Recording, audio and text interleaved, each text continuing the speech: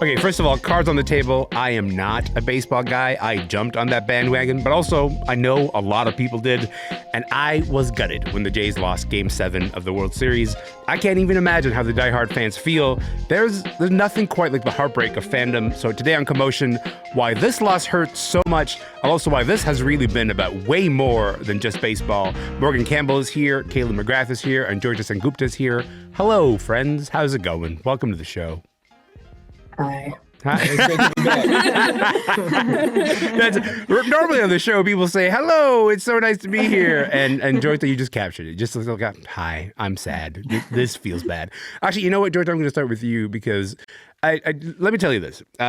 For most of Game 7, the Blue Jays were in good shape and they were winning. And I say this as someone who barely understands baseball, but I was in a room full of almost everyone in that room was a stranger, and then we would all kind of like link arms every time that we were at bat. And there was like this kind of like emotion in the room. And then the Dodgers tied it up. And then we went to extra innings. And then bad things happened. And for a little while, the shots around the stadium were just faces of Blue Jays looking a little bit stunned, right? Like looking kind of like into the distance, and they were crying, and nobody talked for a while. And then when they did, here's Ernie Clement. I've been crying for like probably an hour, so I thought I was done with the tears, but I just love these guys so much. It was so much fun coming to work every day and, battling with these guys, and we have so much to be proud of, even though, it didn't go our way. All I care about is just hanging with these guys for, another couple hours. Come on. Just all I care is hanging out with these guys for a couple of hours. Look, this is not a sports show, but this is a show about culture. This is a show about things that we feel together. And so that's why we're talking about this today. Joyita, I'll start with you. Where are you at now that you've had a day or two to move through all these emotions? I'm reaching acceptance in the stages of grief. And also, as a Toronto sports fan, like what we know is pain. Like trauma is, our good friend, especially with Game 7s. Yes. Like I'm thinking back to like that, Kyle Lowry collapsing on the court, Game 7 against the Brooklyn Nets in 2014 in the playoffs, losing by just 1 point. I'm thinking about the Leafs, like giving up a 3-point lead against the Bruins, also a Game 7 in the playoffs. This is worse. Yeah. This is way worse because we were so close to victory, to seeing the first World Series title for the city in 32 years. That 32 years ago, the Raptors weren't even a thing. Like that franchise didn't exist. Yeah. That's how long it is. I was born in 1992. I was sort of raised in the afterglow of those two back-to-back championships. And I remember how important it was for my family, relatively newly arrived in the country. And I wanted to experience that. Yeah. So there's that. But at the same time, I'm also so proud of this team. I also just wanted to see it for these guys. Like this team is so lovable. So it's like, I'm not just sad for myself. I'm not just sad for the city or for the country. I'm also sad for them. Yeah, there's something personal about the relationship that people have with this specific team of the Toronto Blue Jays. It's not just like, hey, I'm a supporter of the Blue Jays. I want them to win. It's something a little bit beyond that, Kaitlyn. And Kaitlyn, you've covered the Jays for The Athletic for 7 years up until last year. So you know them well. You know their faces. You know this organization fairly well. Aside from the obvious fact of this being like a Game 7, and that's a heartbreaker, what made this game such a tough one to lose? I mean, I think from a sports perspective, it was just how close they were to winning. I mean, that's what it comes down to, right? They were 2 outs away in the 9th inning. I mean, that's on the, the nearing the finish line of the game. Yeah. And you have your closer, traditionally, one of the best pitchers on your team. And Hoffman, he had been really good this postseason, right? I know throughout the season, he had some home run troubles, but the postseason, he had been really, really clutch for them. And so, you're staring down this championship, first time in 32 years. And everyone in that stadium is imagining that it's going to happen. I mean, baseball, it's a slow sport, and there was moments to reflect even in the middle of the game. And so I'm sure that there's a lot of people in that stadium were imagining what they were going to do in 2 outs away, right? Yeah. And and then you're facing their number 9 hitter, and he's an unlikely hero. And honestly, that's a lot of time what happens in baseball as well. Is it's Shohei. Everyone thought we're looking ahead to Shohei in the 9th inning, but it was their number 9 hitter, Miguel Rojas. So that is probably one of the more heartbreaking ways that this game went. And then of course you still had your chances, right? You load the bases in the 9th, and what ICAF is a half step away from getting home and ending the World Series on a walk-off, which is, again, like swings the pendulum the other way, and is one of the more dramatic ways that you can win. And so just the amount of emotional swings that you had throughout that game. And then there's some incredible plays by the Dodgers again in the 9th, like keeping the game tied, and you go on to extra innings, and it's anyone's game at that point. And then you have Yamamoto coming in, the one pitcher on the Dodgers that the Blue Jays just have not been able to solve, and what he did was superhuman. I mean, he pitches game 6, throws 96 pitches, and then comes back a day later and throws 34, and ultimately ends it for them and the Dodgers, and they're repeat champions. And it's just if you wrote that as a Hollywood script, no one would believe it. Honestly, it would say there was too many twists in this. I think that's the heartbreaker. Like that's the sort of the idea of this heartbreak, is that, like, just narratively speaking, so many things were going right that the idea that this should sort of turn around on the Blue Jays and sort of like end in disappointment was hard to stomach, is still kind of hard to stomach. And I think, like, that's the part I want to sort of focus on. It's like the emotions of watching this World Series. And Kaitlyn, you and I and Joyita, we are the romantics in this room. And the person who's not, and the one who's not a romantic is the one who's laughing right now, Morgan Campbell. Morgan, this series really couldn't have been closer just as a series, but then you sort of, first of all, there was a moment when the entire dugout cleared because there was almost a brawl on the field. Like, you saw everybody from the bullpens running across the field to go, like, are we fighting? Is there going to be a fight in this moment? So talk to me about the emotions that you witnessed as you were watching this game, since clearly it wasn't romanticism, pal. Now, are you talking about the emotions I witnessed or the emotions I felt? Why don't we start with the emotions you witnessed? Because I think the emotions you felt are very practical. You're like, that's baseball. Over my shoulder, you can't see it here, is a bobblehead of Jesse Barfield, Lloyd Moseby, George Bell, that outfield. And I have not been emotionally attached to a baseball team since the Jerry Curl days. And so this is not the forum to talk about my emotions. That's why I was asking you about the ones you witnessed. I was like, but it was, yes. Well, one, it was highly unusual to see a near brawl in a World Series game. These are things that happen in the middle of the season when people can afford to get kicked out and suspended for 3 or 4 games. And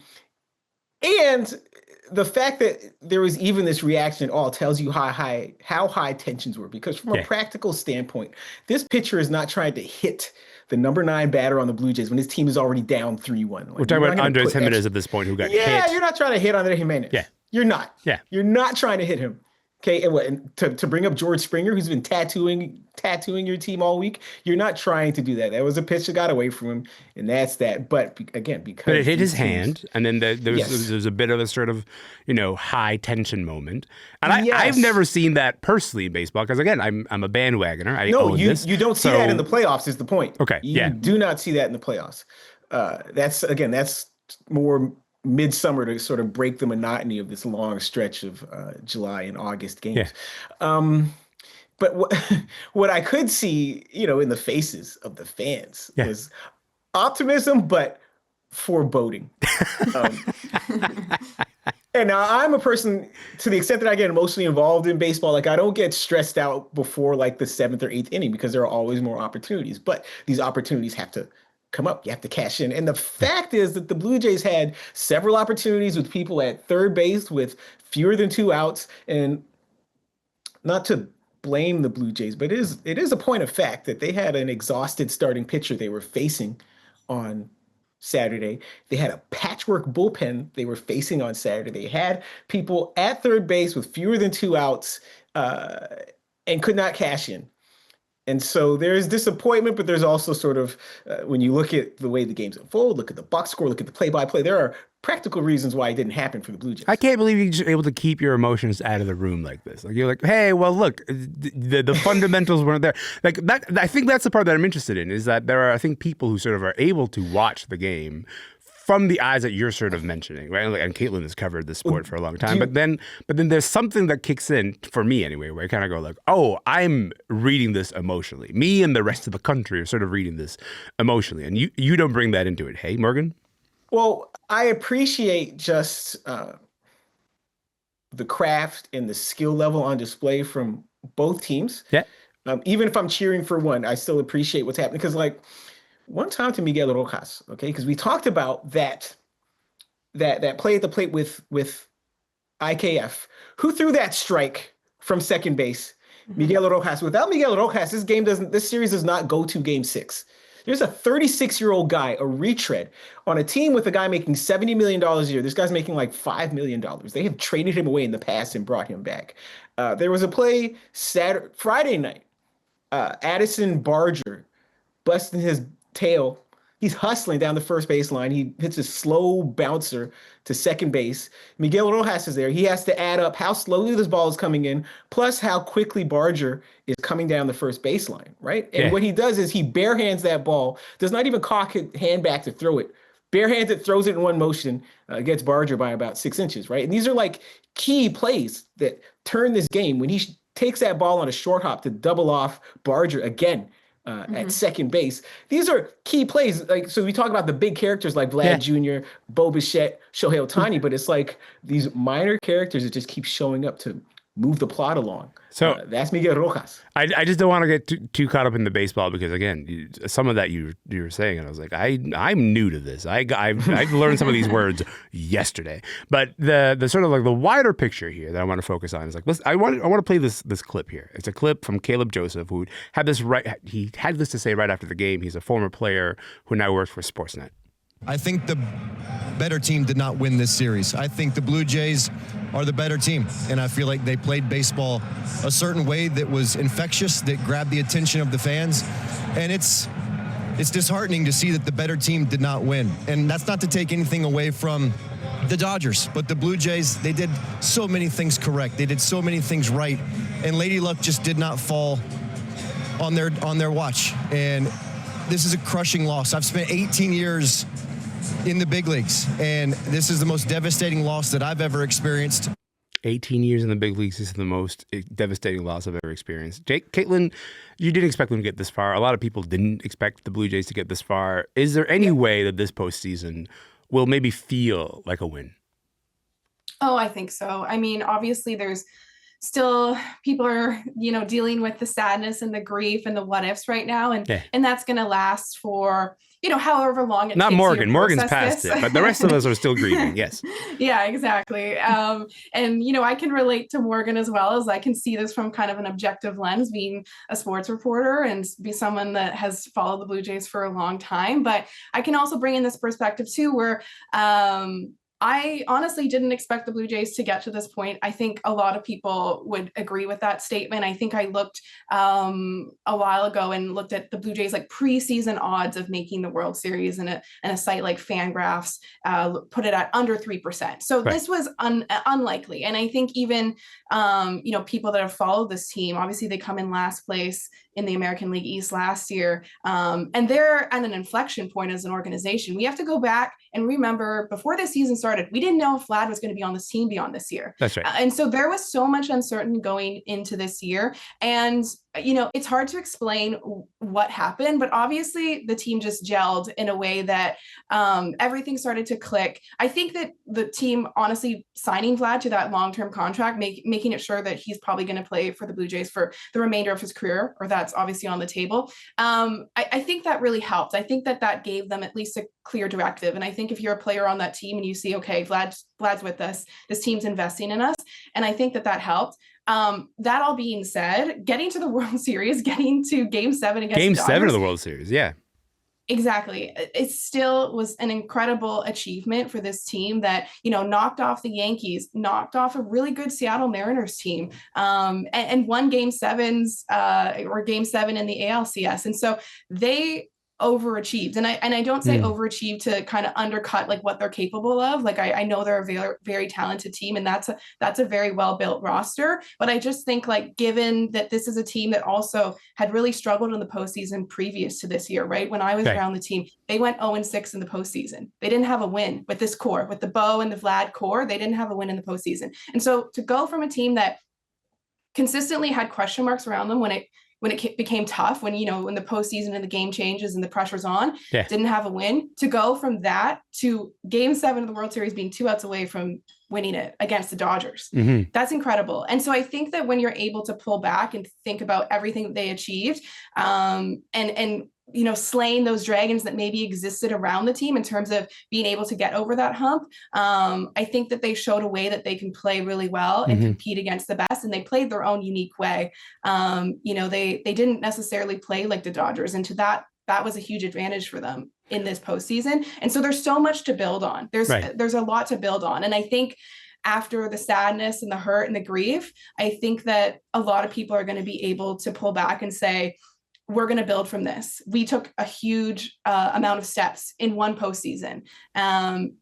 Baseball is a crazy sport, but I do really think that the Blue Jays are going to be able to learn and grow from this. So this idea of having a lot to build on, that's the part that I want to explore, because there's the stuff that you build on the field, which is truly, and I promise I'm saying this with no, sort of hate in my heart, but like none of my business. I again, as a non-baseball person, I barely understand the stuff that there's to build on. But the stuff to build on off the field, that's the stuff that really sort of interests me. My name is Elamin Abdelmahmoud. This show is called Commotion, and today we are talking about the grief that follows such an incredible run for the Blue Jays. And Joyita Sengupta is here, Kaitlyn McGrath is here, Morgan Campbell is here. And Joyita, maybe I'll ask you this, because what we saw in terms of the stuff to build on off the field is the Jays messaging has changed a lot this year. It went from this. Okay, Blue Jays, let's play ball. And then we ended up with this.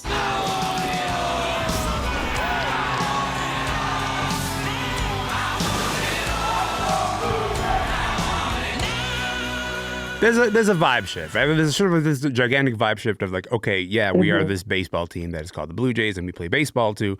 We are not messing around. We actually would like to win the World Series, and we would like to do that right now. How about it? What do you make of the vibe shift in terms of like the way that the Jays have positioned themselves as a cultural institution, as a team, and the story that they want to tell as a team? I mean, I think Kaitlyn sort of set it up really well in terms of like, I feel like this vibe shift starts with investing in Vladdy and saying, we're going to put $500 million towards our home, grown superstar.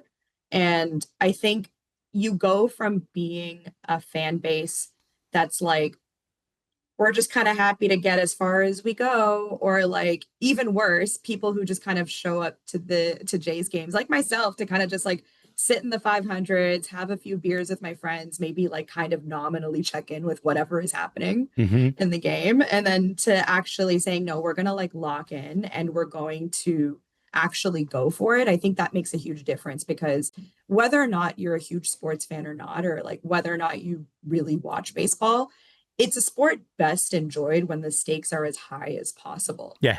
Because it is slow, but you want to hang on every pitch, because you want to believe that like this team has the mindset that's going to take them to game 7 of the World Series, to potentially winning that trophy. And I think for if you're trying to galvanize not just Toronto, but the entire country, I think you need to have this kind of messaging. You need to kind of say, we're not settling for participation trophies. We're here to actually take the whole thing. Masai did this a lot with the Raptors. He also changed the mindset around that team and was very much like, no, I'm not satisfied with, we're in the playoffs or whatever.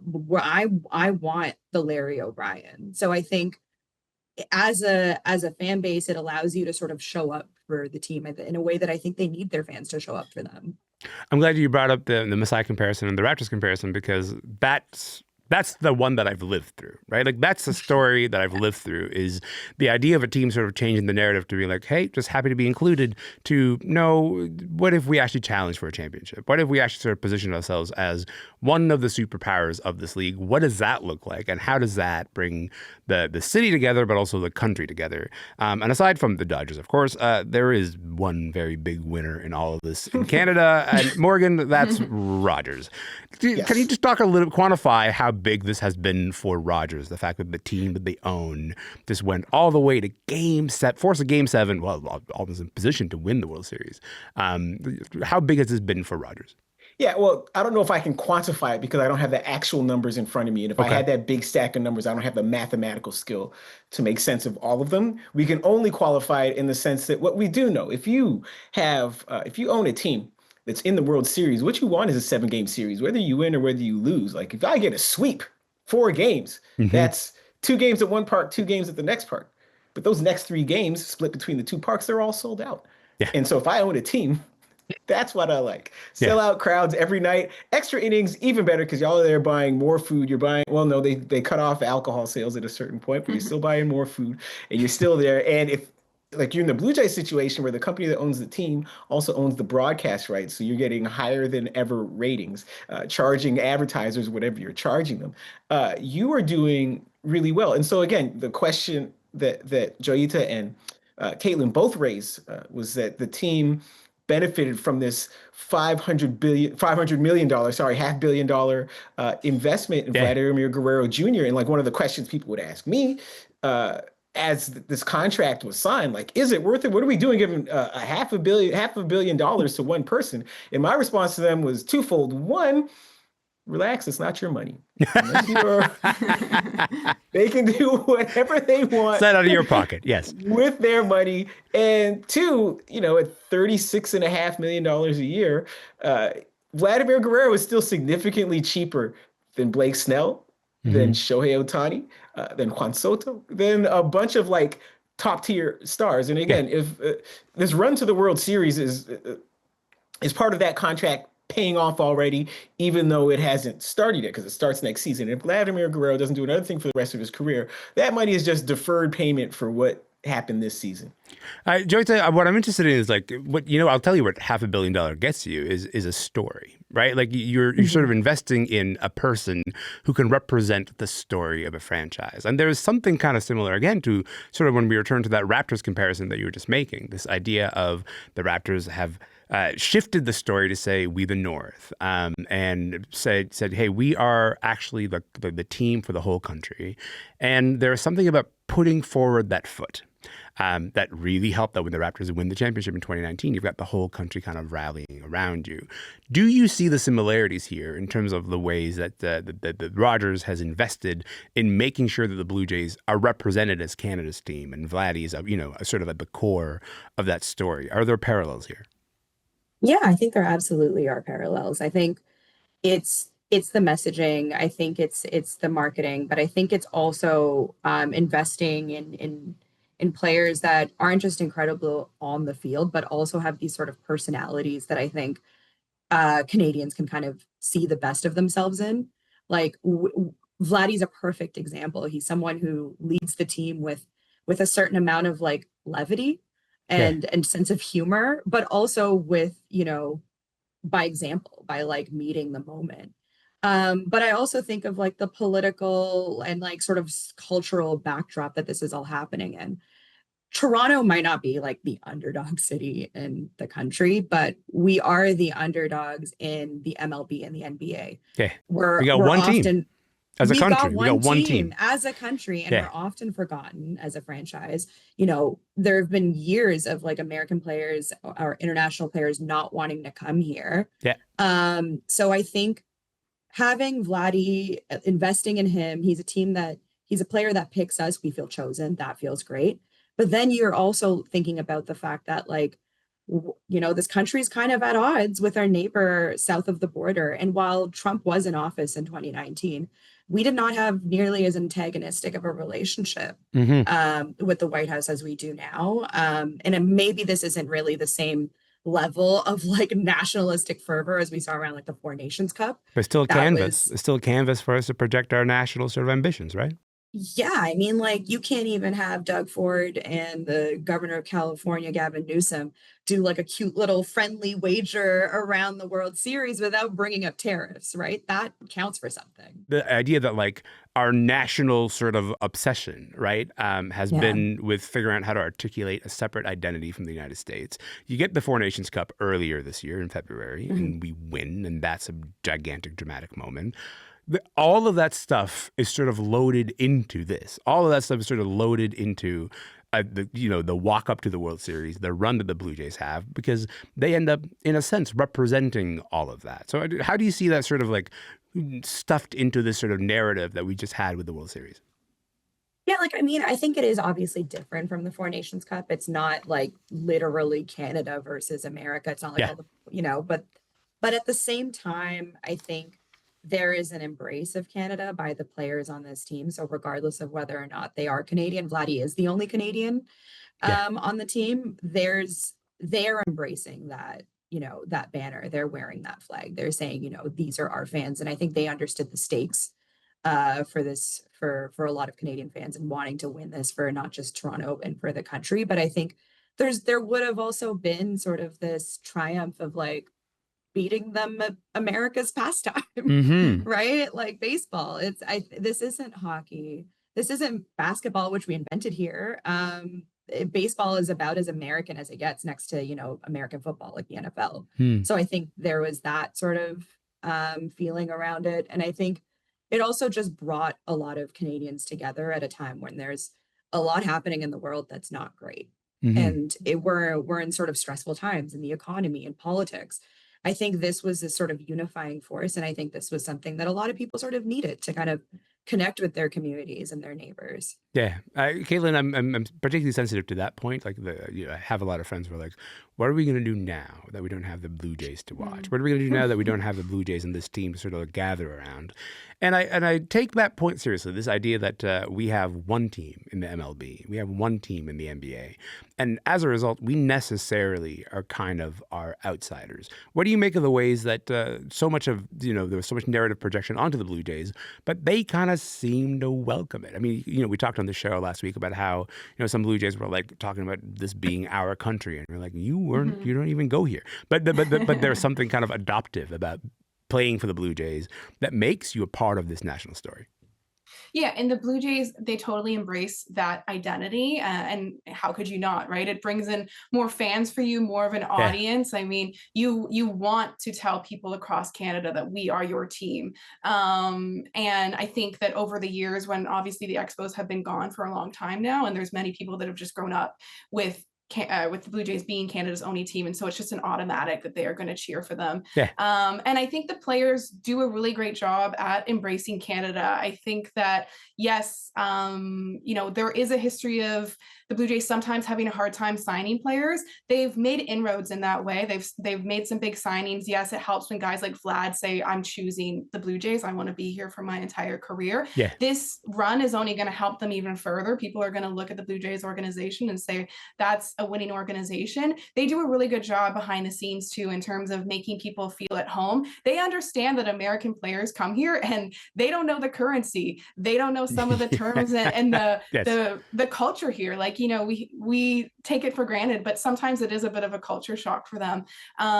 even though we're so close to the United States. But players really lean into it too. I think they start to understand that, wow, we actually are representing a country. And this is a country that really gets behind their sports. And I'm pretty certain every player knew that Toronto and Canada would embrace this World Series run. But if they were sort of unsure, I think that they're now crystal clear that this country really gets behind that team. And if they were sort of uncertain, are we really representing Canada? You truly are. I mean, they saw it. And the Blue Jays, it wouldn't surprise me, a couple years ago, They haven't done it for a few years, but they would do these like cross-country tours where they would take the players to places like Calgary and Edmonton and up north and, to the East Coast and things like that to really show them the country and really kind of open their eyes. There are fans, there are Blue Jays fans everywhere. And so I think that this World Series run is just going to further cement that. It's further going to prove that you truly are in a very unique position here. When you play for the Blue Jays, you actually play for an entire country. Morgan, I'm curious of your take on this particular point, because the Blue Jays and the Raptors for a long time have been the only teams that we have in these leagues, and the country doesn't always get behind them. And in these moments, it brings a different energy to them, and so we maybe begin to see them in a different light. What's your take on how much the country can kind of like lean into adopting them in a moment that feels so dramatic? What I will say is this, because it's two things going on here. One, the Blue Jays, from a marketing standpoint and from a fan support standpoint, there is this idea that they are these scrappy underdogs, right? Overlooked, ignored by the mainstream press in the US. Yeah. Scrappy underdogs with the 5th highest payroll in Major League Baseball. Right? Just gave a guy $500 million, but scrappy underdogs. And then there's this idea too, nobody cares about us, we're ignored. Listen, Toronto, because on the other hand, because the other thing that Torontonians like to moan about, right, is that no one notices that that Toronto's probably the 4th biggest city by population on this continent. Yeah. Or between US and Canada, right? So media market size. Are we third? Now I'm getting contentious in a Toronto game. Like, hang on a second. This is what I'm saying. 100%. So on the one hand, I proved your point by just saying that. Yeah. Thank you. And so it's New York, Chicago, or New York, LA, then maybe Chicago/Houston in there, and Toronto. Toronto's right in that mix with Chicago and Houston. So just by population size in the city alone, Toronto is one of the biggest market teams in Major League Baseball. Add to that the fact that they are the only city, the only team that has an entire country as its market. They are the biggest market team in Major League Baseball, but you wouldn't know that because all the talk is usually about how these are a group of overlooked underdogs. And so this idea too that, do big free agents want to come here? Maybe not. But one of the big differences with the Raptors, with the 2025 Blue Jays and 2019 Raptors, is that the offseason heading into the 18-19 NBA season, the Raptors traded their best player to prove that they were ready to win right now. Right? So they traded their best player for an even better player. It hurt. Like, my mom has not watched a Raptors game since DeMar left. And she says, I would rather lose with DeMar than win with anybody else. Oh, right? Yeah. Right.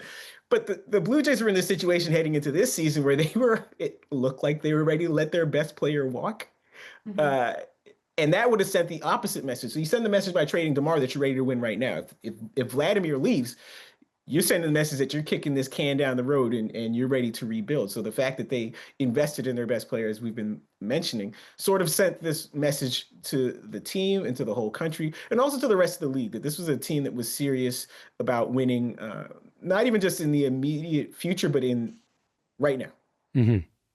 I'm interested in the thing that you just said, this idea that this is the Blue Jays have one of the largest markets, because one of the things that the numbers show us is actually like the market is so gigantic when you are, having a good run. So just to run you through that, despite some glitches from Sportsnet, for some viewers in Canada, the World Series broke all kinds of viewership records. The final ratings are not in yet, but just some of the early numbers that we're seeing from Nielsen are that on average 25 million people watch that Game 7. It makes it the most watched World Series game in 8 years, which is to say, if Toronto is in the World Series, the market that you're bringing is not just the city that team is in. There's something different about that because the country joins in. The country joins in a way that sort of like, I think, like supercharges the amount of attention this gets.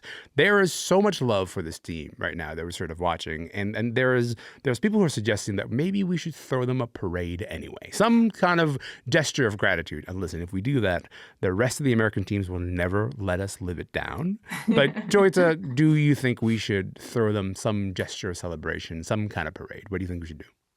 I love them. I don't think they'd want a parade.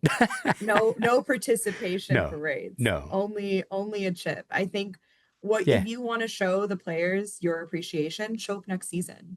Pay Hmm. attention to what's happening in the off season. Like, I think a lot of people maybe that would have been kind of lukewarm about baseball, myself included for I'm many in years. now. Yeah, 100%. Yeah, like I'm invested. Like I haven't been invested like this since like, what was it 2015 when we had a good playoff run? Yeah. Jose Bautista bat flip. Yeah, I think that's how you show your appreciation. Mhm. Show up for them, watch the games, cheer for them. Don't throw a parade for not having won the Mhm. World Series. I totally hear you. That's exactly how I'm feeling. Morgan, what about you? How does a nation show its appreciation for the Jays? If not, throw them a parade right now. Well, one, and I talk about this with my friends all the time, we are in this era where like you are not even allowed to lose without some type of social media explanation. So a team that goes 100 or 60 and 100, Yeah.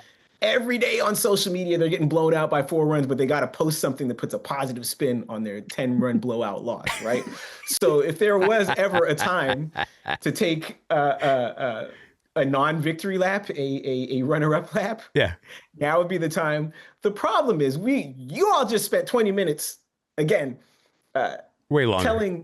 telling the rest of us that the world outside of Canada, the Americans, they don't give Canadians the respect they deserve as Major League Baseball teams and blah, blah, blah. And the one way to prove that the allegations against your country, that you are a group of lovable losers who are happy coming in second, the one way to prove those allegations right would be to throw a victory parade for a team that just lost the World Series.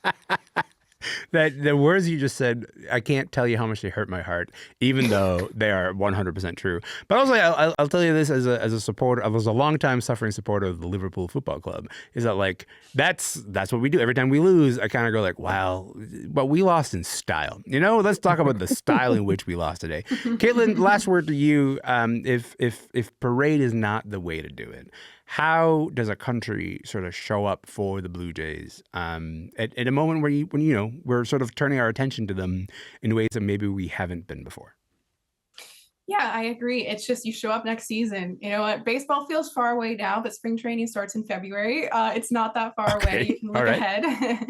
And I think that it is just, continue proudly wearing all that Jays merchandise that you probably spent hundreds of dollars on in preparation of them hopefully winning the World Series. And, it's continuing to support the team. It's continuing to feel invested in them. And of course, not every, fan that watched this World Series is going to be, on the edge of their seat watching what offseason moves the Blue Jays make. Take it from someone that followed the team for many off seasons. There's a lot of kind of boring, paperwork that needs to be done in the off season. So, but of course, they're going to be watching, whether or not Bo Bichette comes back. And maybe it's also a message to the Blue Jays. Maybe it's not just the fans' responsibility. If fans, you got to stay invested. Blue Jays, you got to as well. Morgan talked about how much money they just made from the World Series. Okay, we'll put it back into the team and get Bo Bichette signed so that him and Vladdy can win that championship together. Because that's what he said, Bo, after the game, clearly emotional. And what was the one thing that stood out to me when I'm watching that? He said, I wish Vlad and I could have won it together. I mean, they've been together since they were teenagers. I know them well, well enough. And they are like brothers, in baseball. And so I think that it's not just on the fans to stay invested, it's on the team to continue to reinvest and, run it back with this group or as much as this group as you possibly can and keep the fans invested. Because the one thing that, can hurt a fan base or can make, a fan base upset is this. If you go on this run and then you don't bring the guys back or money that changes the story. People don't, they're not as invested. 100%. So you just saw a country fall in love with this group. Yeah. Keep them together as best you can. And we know that Rogers and the Blue Jays have the money to do that. They've shown it And so you bring someone like Bo Bichette back, as well as, other players, and build this team and continue to invest in them. And then the people will come back. And there's a lot of people that I think are going to be excited to watch the Blue Jays next season, are going to feel really connected to this team. And that's great. And, I think the team should kind of recognize that responsibility and also prove that, they want the fans back as well. I'll tell you what I'm going to do to show that I'm invested in the offseason is I'm going to take lessons from Kaitlyn on just how baseball works, so that by the time that the next season starts, I'll be as ready as it could possibly be. In the meantime, I got to say thank you to all of you for being here. This has been wonderful. I really appreciate, despite the heartbreak, despite what it feels like to be a fan, I'm just grateful to have done it with all of you. So thank you again for your time. Thank you. Thank you. Thanks, y'all. Talk to you soon. Joyita Sengupta is a producer at CBC News. Kaitlyn McGrath covered the Blue Jays for The Athletic for 7 years. And Morgan Campbell is a senior contributor at CBC Sports. He's also the author of My Fighting Family, Borders and Bloodlines and the Battles That Made Us. My name is Elamin Abdelmahmoud. This show is called Commotion. We'll be back tomorrow. We would love to see you then.